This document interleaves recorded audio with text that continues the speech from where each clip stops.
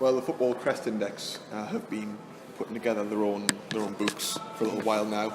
They ran a successful Kickstarter project, and they've produced these beautiful hardback books which feature sort of a condensed history behind each crest with some really stunning artwork to go with it as well.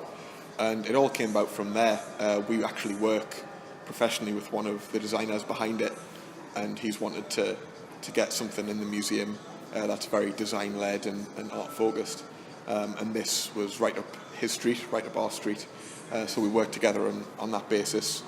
And yeah, it was a natural fit for us to display the crests, and it also coincided very nicely with the end of the 66 exhibition.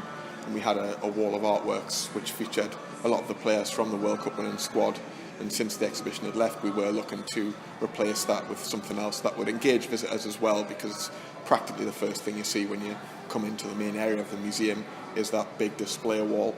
So it was great for us to have something quite that unique and striking and design-led again that we could have in the atrium. It's a big part of a club's heritage. You can track that through the various crests and badges, and a lot of clubs are incredibly proud of their history, as they all should be. And it is very interesting to see just how many clubs, for instance, have moved back more towards the traditional designs, certainly in the past few years or so. And there is a history behind each one, you know, whether it be Liverpool having the Liver Bird on there, whether it's Sheffield United and their close association with Steelworks and being renowned as the Blades and always featuring something along that motif. So it does tell a lot of the story of the club's history in a very concise way, again in a very design-led way, and that's incredibly intriguing to a lot of people. And it is something that we're very keen to showcase as well, because we're all about telling the stories behind the beautiful game, and it's a really concise way of showcasing some of those stories.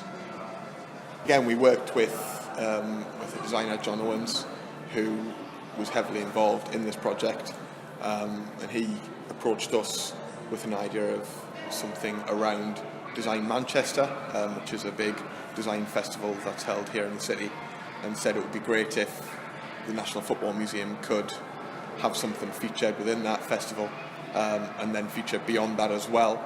And we were very keen to engage with them, because it's very much what we're about, and we have in recent months moved a little more towards more design and artwork led exhibitions and collections. For instance, the Pele Art Life Football exhibition on level 3 is very heavily led by photographs and artworks, and it tied in quite nicely with that approach as well. So it was right up our avenue, and again it filled a space for us in a very, very nice way, and has got some very interesting take up early doors. You can see a lot more visitors engage with it as soon as they come in. It's right next to the FA Cup and the League Cup trophies at the moment, and people naturally gravitate towards those trophies, but as they do, we tend to find people spend a good 10-15 minutes just exploring the various badges that are on display here. Are you behind this Kickstarter project? Are you willing to support it in any way that you can and showcase more of their work? We're not behind it as such. It's something that they did themselves before getting in touch with us, but it's something that we're happy to support while it's on display here. Their books have been selling out a ridiculous amount. They're having to constantly produce more runs of the hardback books, so I think in terms of support, they've done phenomenally well already. They've done really well to get that base of support from people just via social media on Facebook and Twitter.